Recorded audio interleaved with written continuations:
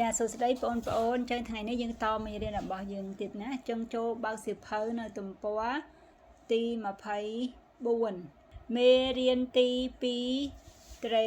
4ស្រៈនិស័យស្រៈអ៊ូ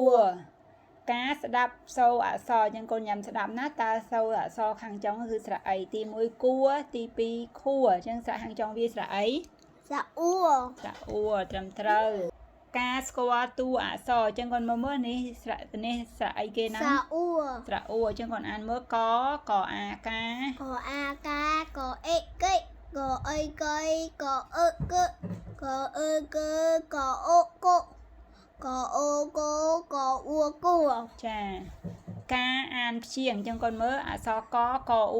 គួកអ៊ូគួខអ៊ូខួចអ៊ូជួឆអ៊ូឈួត្រឹមត្រូវចាចាំបើកក្នុងសៀវភៅទំព័រទី25ចឹងការភ្ជាប់ពាក្យនិងរូបភាពកូនមើលមួយណាគួរទី1គួរចាត្រឹមត្រូវទី2អីគេខួ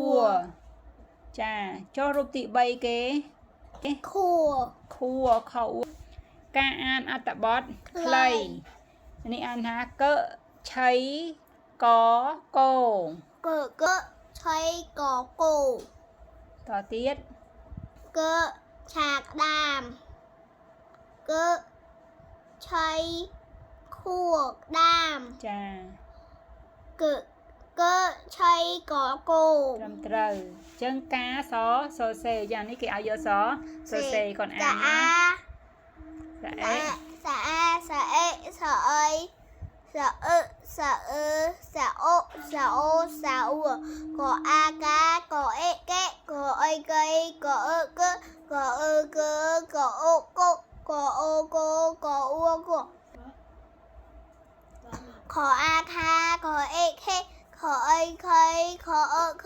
ខអឺខខអឺខខអូខខអូខខអ៊ូខួខចអាចាចអេចេចអីចៃចអឺចចអឺចចអូចចអូចចអ៊ូចឆអាឆាឆអេឆៃឆអីឆៃឆអឺឆឆអឺឆឆអូឆឆអូឆឆអ៊ូឈួចាអញ្ចឹងមេរៀនរបស់យើងចាប់ត្រឹមនេះឯងអរគុណច្រើនញ៉ាំរៀន